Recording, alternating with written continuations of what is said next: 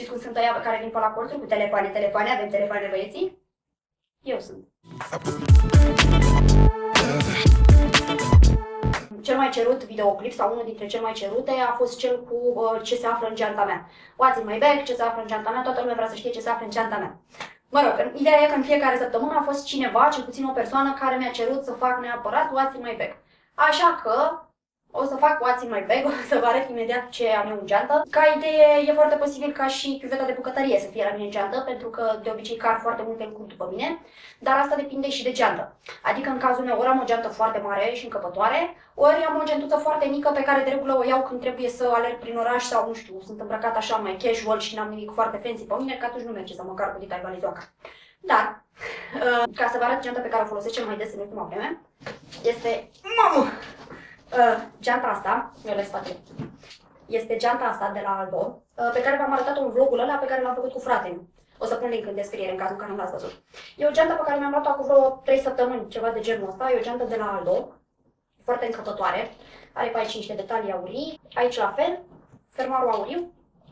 E foarte, foarte încăpătoare, este compartimentată, se închide cu fermoarea așa și poate transporta o groază de chestii. Îmi place super mult geanta asta, nu e din piele, dar îmi place că are așa, cum să zic, are ținută, știi? Adică are o formă. În momentul în care o așez, rămâne în forma în care am așezat-o, spre deosebire de gențile alea care atunci când le pui jos nu-mi place genul ăla.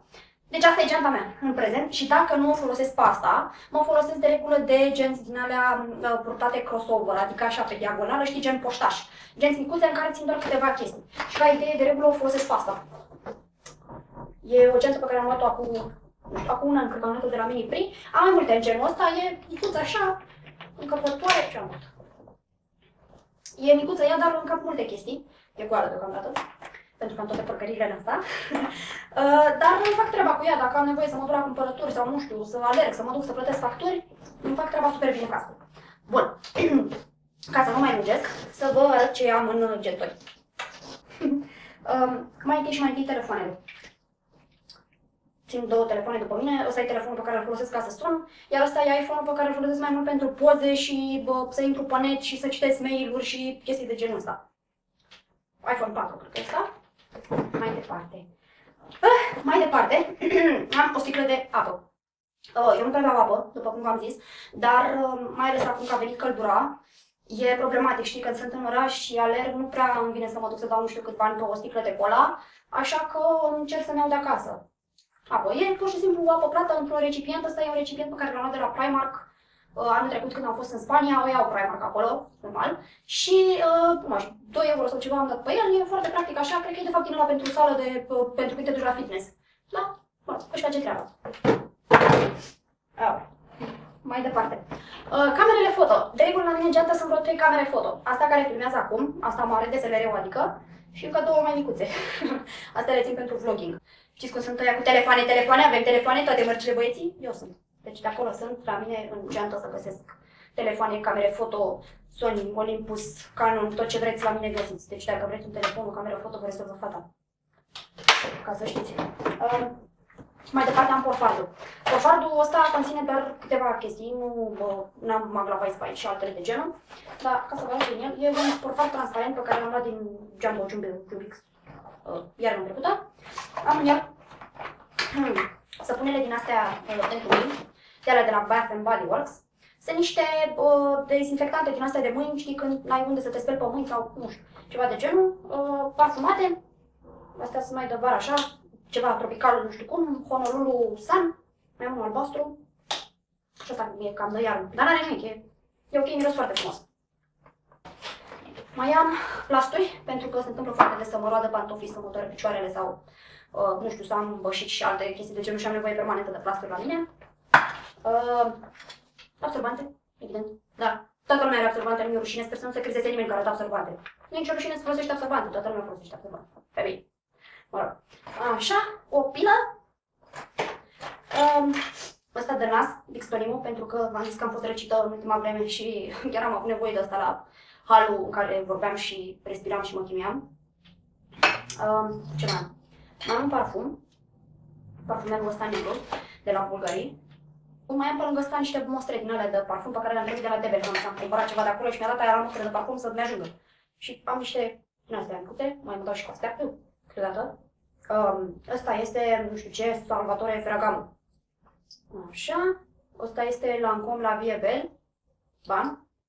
Și ăsta este Dolce & Gabbana și nu știu ce. Atât. Mai departe am asta dentară. Un deodorant.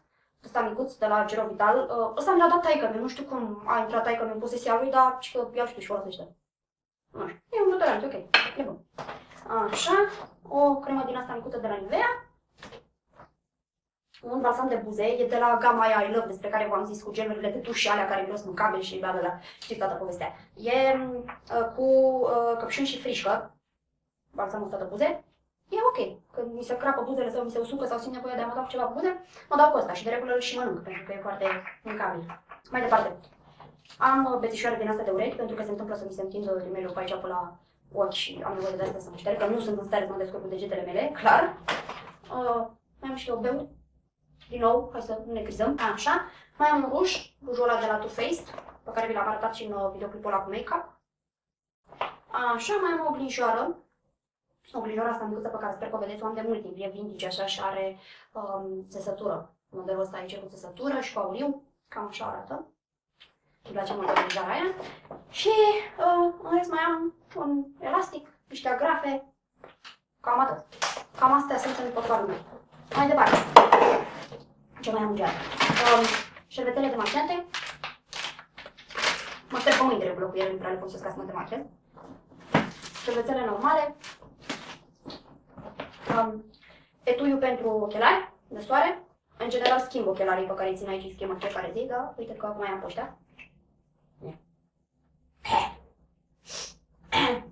Băia. Bam. Etuiul de la H&M, mi l-am arătat în haul ăla pe care l-am făcut acum o lună sau ceva, în ultimul meu haul. Și când a venit vorba trebuie să mai fac un haul cât de curând. Hârtii, stanțe. Am hârtii de la RDS, normal. Bonuri. Da, asta e de la Starbucks. Hot chocolate și croissant cu caise. Ce așteptai? Aici, asta e o hârtie de la Vamă, parfum. Factura de la RDS. Factura de la Enel. Am multe facturi. RDS. Și ce să vezi RDS? Da, îi dau mulți bani RDS-ului. Mai departe am o sacoșă. E o sacoșă banală de plastic. Se întâmplă să mai cumpăr chestii, să am nevoie și nu-mi place să dau tot timpul banii pe sacoșe, pentru că oricum am așa o sacoșă atâta, plină cu sacoșe mai mici dincolo și n-are sens să tot cumpăr, așa că încerc pe cât posibil să o țin pe aia după mine. Dar tot cumpăr. Portofelul. Ăsta e portofelul meu, e un portofel vechi de la Bershka. Ăsta e portofelul meu. Aici am niște bani. Sărăcie. Aici am astea, cardurile. Cardul de credit, Visa. Cardul de la Cora, cartela de metrou, cartela de RATB, că vremea când mai încercam cu RATB-ul, cardul de la Aldo, VIP, ești nebun, exact. Așa, buletinul pe aici și cam atâta. În portofelul ăsta mai am încă un portofel pe care îl țin special pentru monede. Ăsta. Îmi place mult portofelul ăsta, e din țesătură, goblen așa, și aici e plin de monede, ia uite. Am spart o bisericuță, este ok. Așa, ce mai am?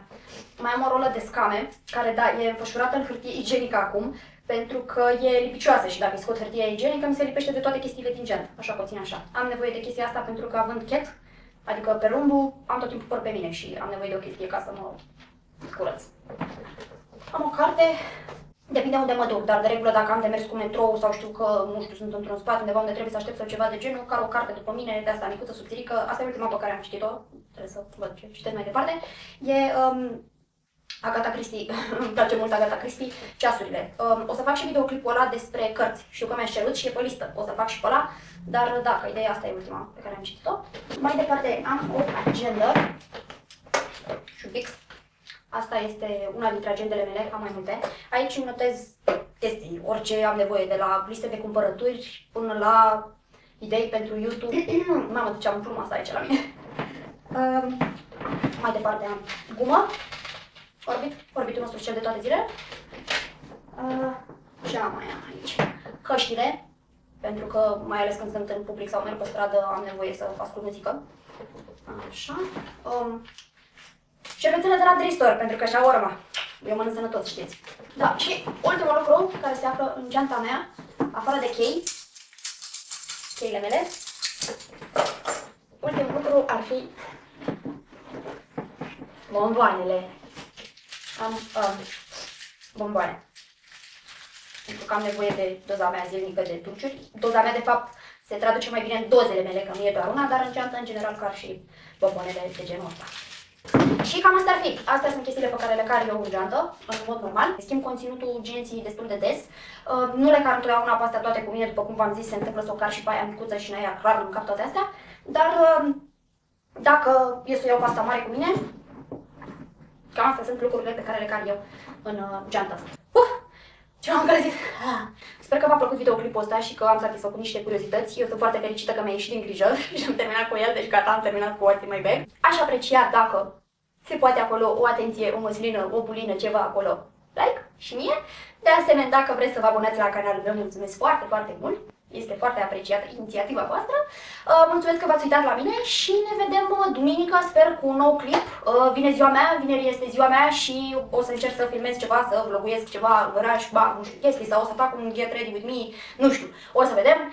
Sper să am ceva pregătit pentru duminica viitoare și să vă aștept cu ceva interesant și mișto, să vă placă, bla bla bla, whatever. Și gata, vă pup, mulțumesc că v-ați uitat la mine. Să aveți o zi frumoasă. Pa!